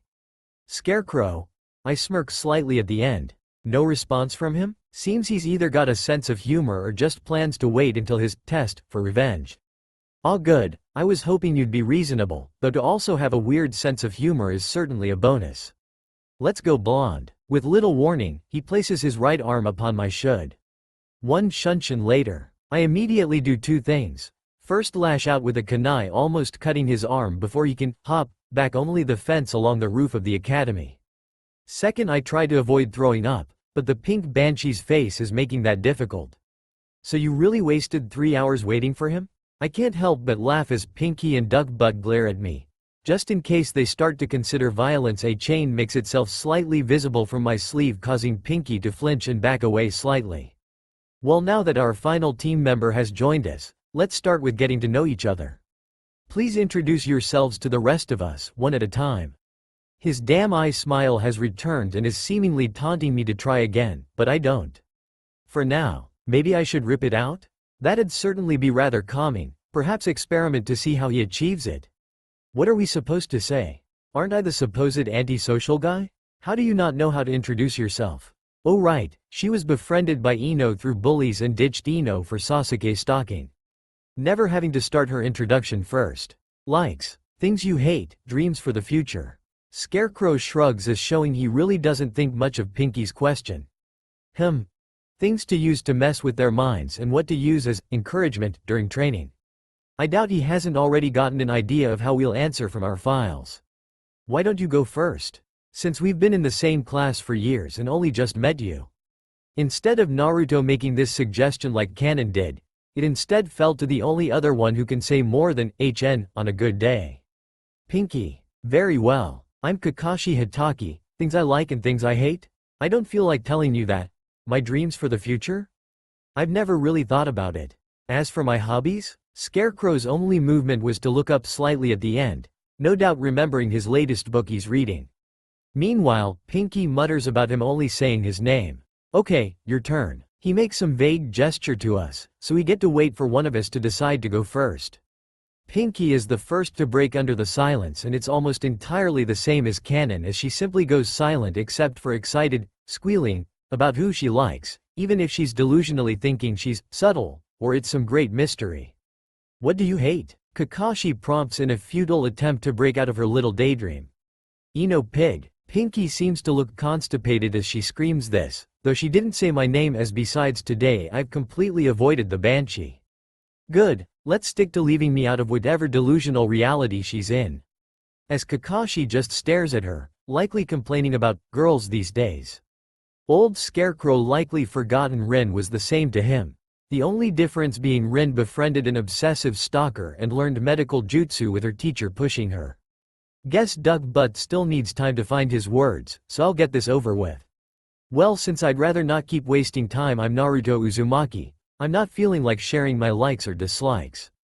If Scarecrow can avoid questions, so will I. Either he'll think he knows from my file or he'll have to figure it out should he pass us. My dream? Med don't really have one. Giving a polite smile, I simply wait for Duck Butt to start. I can't exactly say it's to leave this reality. I'd be labeled crazy and constantly watched as a higher-classed risk. Thank you, Naruto, that was very informative. Beyond a brief pause, he acts as if nothing's wrong and turns to address Duck Butt, who also gives his canon response of, "Kill brother." But can't just say that, though, having to see your family killed repeatedly by your idol? Not just once but every second of 3 entire days. And he had that jutsu used 2 to 3 times on him. 518,400 if twice, or 777,600 if 3 times. That's the number of seconds in 2 and 3 days. Granted, I can say I still won't spare Sasuke's life should he irritate me, but I'm at least willing to say I'd not talk him out of becoming a kin slayer. Okay, now that we all know each other better, I'll reveal that you are not in fact Genin. He pauses till we're all temporarily deafened due to a pink banshee screaming about how we've all gotten their headbands, though a little key from Kakashi has her remember not to interrupt a veteran killer. As I was saying, the academy tests for those who hold the potential to become Genin. The true test is the one you're given as a team by your assigned Jonin. In your case me, and before you decide on coming, I'll give you a little information. He once more pauses as Pinky and Duck Butt lean forwards, expecting some big reveal, most likely. The survival exam has a 66% fail rate for those that graduate. In other words, out of all the teams your classmates have been placed in, only 3 will remain active after their exam is over. Well, that's all. I'll see you at 6 a.m. tomorrow, and try not to be late. Also, I'd advise not having anything to eat beforehand unless you want to throw up. With those last words of advice, he shuns, leaving only the 3 of us on the roof. Okay, I'm off. Try not to be so foolish in waiting so long without at least having something to occupy yourself with next time. Having given my team a little piece of common sense for when waiting so long, I jump over the edge and use chakra to run down the wall. Now do I want to pass? Or fail? Hideout. I chose to risk entering my hideout through the boiler room, using the fact it's impossible to see inside unless you possess the Byakugan, which isn't likely with the Hyuga clan mostly remaining in their clan compound and never entering Anbu as the branch family are a security risk due to their seals allowing their clan to force information from them, and no main Hyuga are allowed to take such a dangerous path without the clan's head and elders' permission. Thus I can easily create a shadow clone to spend its time meditating before going to sleep for the night. I'm hoping this is unnecessary. But paranoia is never wrong when you live in a ninja village with several known traitors within the main government, one of which running his own Anbu and attempting to assassinate the Hokage at least twice too. Within the safety of its walls, I allow my form to shift, granting myself the more common dark brown various civilians and ninja have, along with calling my chakra to respond to my will. After all, regardless of how I do tomorrow, I want this experiment over with. I finally pass through the last passageway that leads to my main experiment room, my creatures having formed various statues along my path in case I ever need an immediate army. Why use a limited resource like humans who take time and effort to prepare at the cost of one who may have held greater potential? When you can, will the entire land awake and obey you? My footsteps echo through my home, with the only other sound being a slight rattling as I approach my destination. Good, you're much more active than yesterday morning. Does this mean you're ready to work with me now? If not, you do have other things I can take. Maybe your other eye? Upon entering my most used room, I take a red coat off the wall to cover my clothing, and reach for a jar on a nearby shelf, all the while the rattling increases as I get closer to a table where it originates from. I best get started, I've already been delayed for too long. I smile as I begin calling my chakra to my hands, bathing the room in a sick green, and a screaming follows only to suddenly be rendered mute. It's good to be able to work in peace once again. I was heading towards the training ground for the test. I didn't really want to deal with any of the team, and the only reason I was doing so regardless was generic and sickly didn't give me what I wanted years ago, and this team held the easiest way to get it. Now obviously I'd know and even expected not to have much luck, but I'd at least thought of the two I'd get one of them. What was I on about? Indra Otsutsuki. I had hoped to find a trace of his chakra within generic and sickly, but nothing was there beyond their normal reserves. To check if it was something hidden even from my unique abilities, I took a tooth and blood sample from Sasuke, and what did I get? A foreign chakra identical to his in almost every way but two. The potency of Indra's chakra in just the tooth showed it at least 4 as potent as Sasuke's, and then there was the hatred buried within it. I know chakra can react to emotion. It's an obvious observation from just witnessing my fellow students' chakra during their spars and how they react afterward. But to be able to infuse your emotions into your chakra to ensure whoever inherits it is slowly twisted into following your path. Truly, Indra was a waste of chakra. He had almost achieved what Orochimaru today seeks: immortality. Had he managed to get to the next step of including memories within chakra, he would have won his little tantrum against his brother centuries ago. Maybe have even turned his brother's own reincarnation to his view and then taught him to do the same. Comparing Sasuke's DNA with his cousin's? Now that was interesting, and it allowed them to get a boost, but never to an equal level as the original. Even trying on a live test subject didn't give alternate results. At least Asura was easily dealt with and has given my chakra a little stability to what it was originally. That's right, after all this time I'd finally devoured the last of Asura's chakra, and apparently he'd also made no further attempts than Indra. Such power, they could have worked together, power and influence to rule or shape the world. Just shows that fools are fools even with countless retries to improve. Arriving at the bridge where Sasuke stood, I decided to try getting this over with quickly. Don't want the Banshee to know anything more than necessary. Sasuke, how would you like to know the true test of Kakashi Hatake? I stand at the edge and face him as his expression changes from annoyance, likely over me interrupting his thoughts, and settling on curiosity. What do you mean? And how would you find out when I couldn't? Seems he did try looking into Kakashi's test. I happen to have had a few meetings during my time at the orphanage. The Hokage occasionally told a few stories about his rather famous students. The Sannin. Apparently, they were also Team 7 and received a bell test. One of them, Jiraiya, trained the future 4th Hokage, who also had a Team 7 with the same test as before. Catch the connection? I paused to allow Sasuke to keep up with the sudden information dump. Glad he's at least capable of connect the dots. Same team number and test. But stop with the history lesson and get to the point. Why are you telling me this? Sasuke is starting to show his impatience, but that's understandable as Kakashi or Banshee could arrive soon. Well, if Banshee wasn't delayed, due to having her dress ruined on the way by a convenient slip into some mud. Fine, Kakashi has had his past potential teams try the same test, all failed. You see, they fall for his trick in thinking they must get one of two bells or return to the academy. The truth? They need only work together against him. After all, how else do you beat a Jonin veteran of a shinobi war? Here I can at least see Sasuke is thinking about what I'm saying. Hopefully, it's enough, but just in case, what I'm offering Sasuke is this. We work together to beat this test so that we aren't stuck wasting years back at academy and instead receive a Jonin who is the 4th Hokage's student as our teacher. How about it, Sasuke? Are you willing to work with me this once to get the training to avenge your clan? I smile at the end. We both know he'll accept, as refusing would result in waiting years to potentially get the training to match Itachi. Fine, but only if it is the bell test and I get one of the bells at the end as insurance. I also make the plan and any orders, got it? At this we have a short staring contest. I'm not really interested in leading but following orders? Ha ha ha. Do I look like I'm interested in leading? Keeping my laughter to just my smile was rather difficult. Why fight to lead a team I want nothing to do with? Alright, but we'll sadly need that pink Banshee of yours to also join us. Can't risk Kakashi failing this because only 2 of us work together, though so long as she thinks it'll just be you 2 on the team and me taking the sacrifice to let you pass will work. Just some advice for the leader to think on. And think he did. He's lost his ability to speak. Oh well, I got what I needed to pass and therefore get what I want soon enough. Well, since we're in agreement, I'll leave you to your fangirl as she's finally here. With that, I immediately ditch the poor who must now tell the Banshee he needs her help.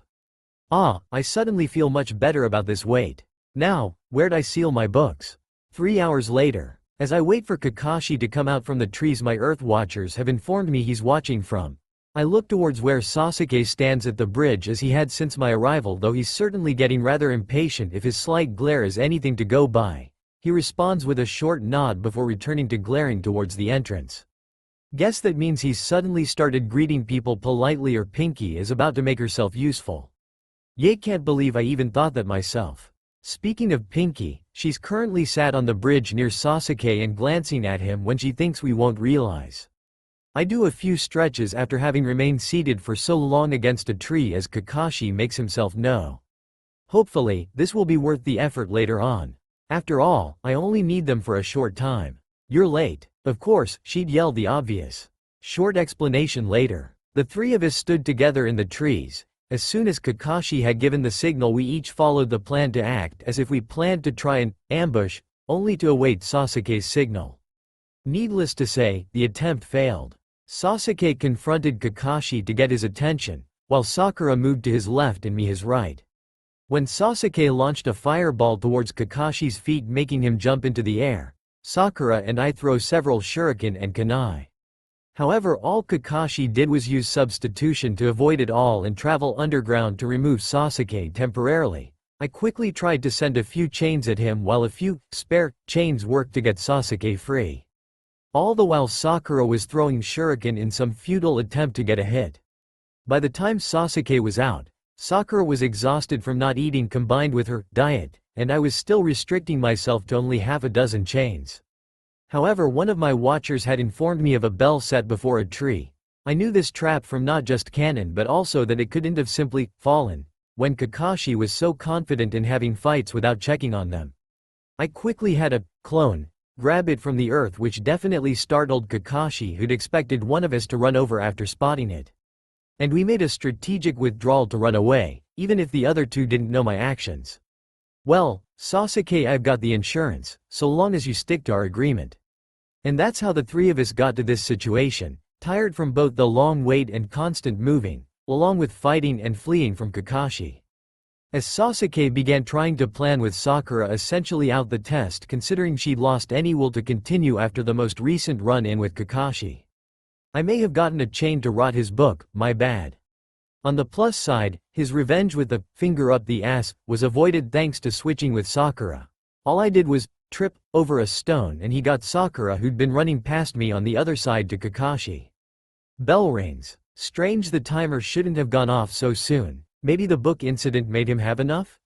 Likely seen enough with us working together and at least one of us having a bell yet still helping the others. As we cautiously made our way over to him and he came into view, I decided I'd hold up my end of our arrangement. Well, guess we failed. As agreed, Sasuke, the first bell is yours, I say as I take it from my pocket and hand it over. Strangely, Kakashi hasn't spoken despite having watched us arrive, probably to see how we react. Thank you, but how did you manage to get this when he was always at a distance? Simple, I had a couple of shadow clones around the area and also some hanged as leaves that dispersed upon seeing Kakashi leave one on the ground as bait. This transferred its information to the rest, allowing one to grab it and pass it among the others to prevent him from recovering it before the alarm went off. Partially true in what I did with it until the end, as it was after the alarm rang that I'd my watcher pass it up to me. What followed after this was a decent amount of arguing between myself and Sasuke over him feeling I should take it since he didn't think he earned it. All fake, as we knew him just agreeing wouldn't result in passing, and the only real arguing was when we decided Sakura should take it. Her freaking out about it was truly worth it. Fortunately, Kakashi chose to intervene and reveal the true test before passing us. Sadly, this was ruined by his stupid view of betraying comrades makes you worse than trash. Well, that's no problem. Why would I class any of you as my comrades? I just smiled as within a seal on the inside of my left sleeve was a couple of kunai with Sasuke DNA on. I took years devouring Asura's chakra. Hopefully, the boost it gave will shorten this devouring Indra's. Piece by piece. 2 days later, within the Hokage's office. 2 days after the exam, and our team were once more about to start another D rank. The previous days had been the same, waste time waiting for him in the mornings and the D ranks until at least noon. Meaning we may do multiple short chores or just a long one. We'd then do some team bonding, in the form of drills to improve our teamwork, and then end the day with a few hours to do whatever we felt necessary to improve ourselves. Not really a hands-on guy, but what can you expect from Kakashi?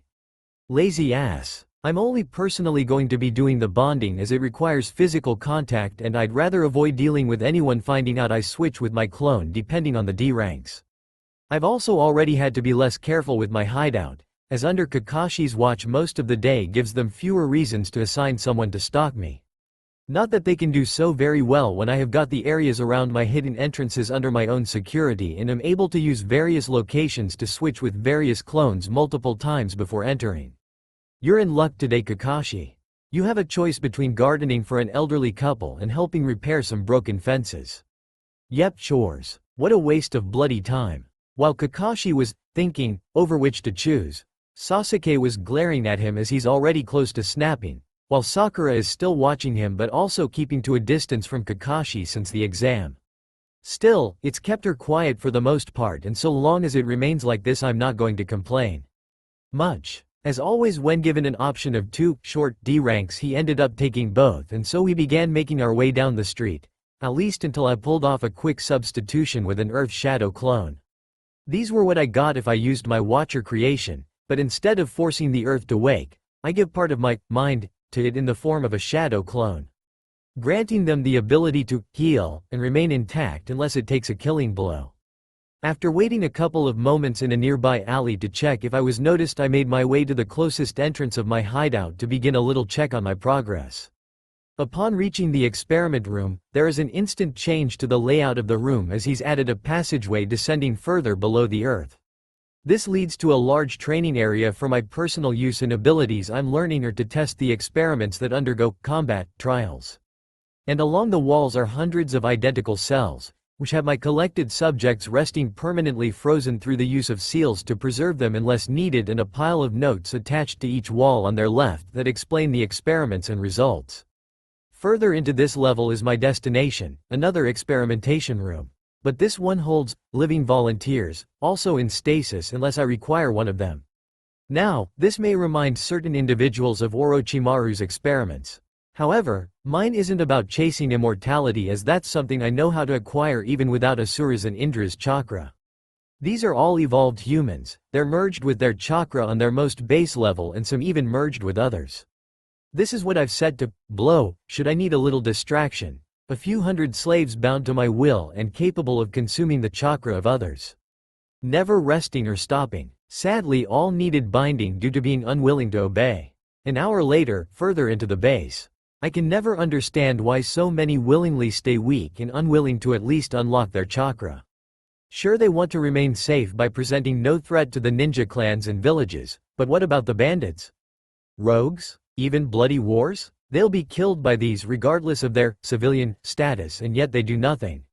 I turn to the table of my latest experiment. All that remains are an empty jar containing a purple fluid with a heart and a large dark-skinned, humanoid creature with sharp spikes upon its shoulders and back, chained up against a wall. It'd be raging against such restraints to reach me if it was alive. But I needed that, and so it's perfectly safe. So attempts to merge their chakra with some of nature's results in an aggressive transformation into a monstrous creature of both strength and endurance. Even lasting several minutes without its heart.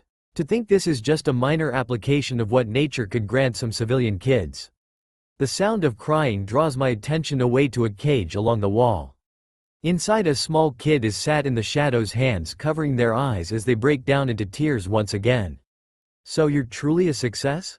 Remarkable, a civilian capable of completely surviving something their siblings could not. Why is that? Realizing they've drawn my attention, something the various subjects apparently warn each other of doing during whatever time they get, they slowly lift their head out from the safety of their hands and look towards me. Two red eyes burn in the shadows as the kid glares at me. You killed me, siblings? Ah, the cliché of vengeful kids. Maybe I should introduce them to Tenzo? Or Sasuke? Take a look around, Brad. You're all sat in a warm cage without worrying about food, sickness, or family. Before this, where were you again?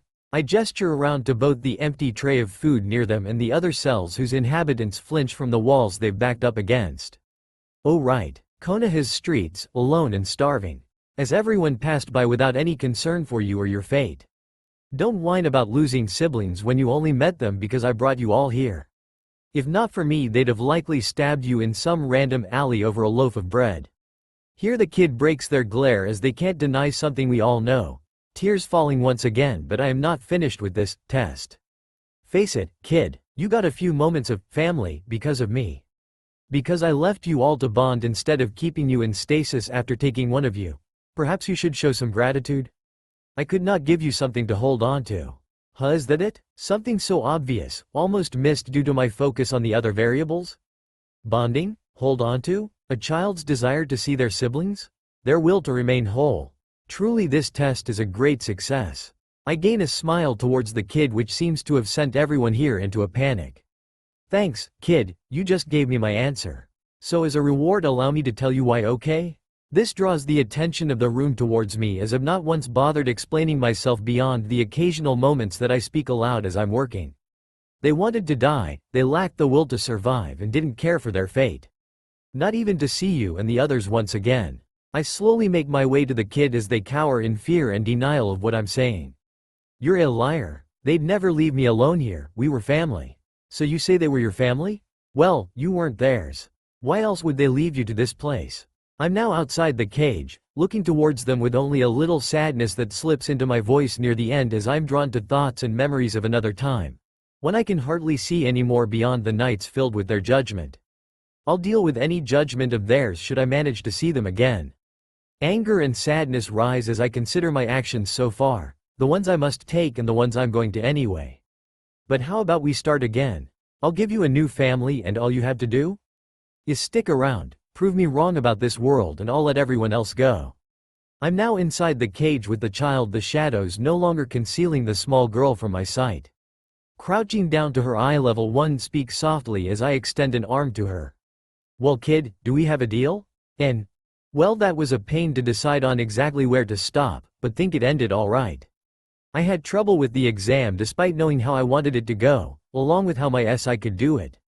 I think Sasuke would have agreed, as he knows that by his age Itachi was already to Anbu, and a year later able to massacre a clan with veterans from the past wars and not take a hit. So when offered a chance to ensure he progresses, well, he was willing to later allow Orochimaru to take his body and only changed his mind after seeing his work. The SI and Sasuke getting Sakura to take the bells was them knowing she'd never let herself pass over her crush or the one who actually got the bell. Plus Kakashi just stuck his fingers up her ass, so I doubt she'll be fine around him for some time. As for the experimenting, my SI has basically been denying how much they're changing and all their crimes are viewed as necessary instead of curiosity, all the while refused to contain with the characters from the anime, leading to increasingly viewing the world as false. With an experiment actually able to question him? Well, my mind easily wanders between thoughts and it's strayed to how they'll be viewed should they get back. Do keep in mind it isn't going to suddenly become sunshine and rainbows, as my SI is in too deep to stop now, and he may have just found someone who's able to help him return to his original mindset or not. Please leave a review about your thoughts, although I'll say now I did put a warning at the top. That's all for now. If you enjoy, then please like, share and do comments.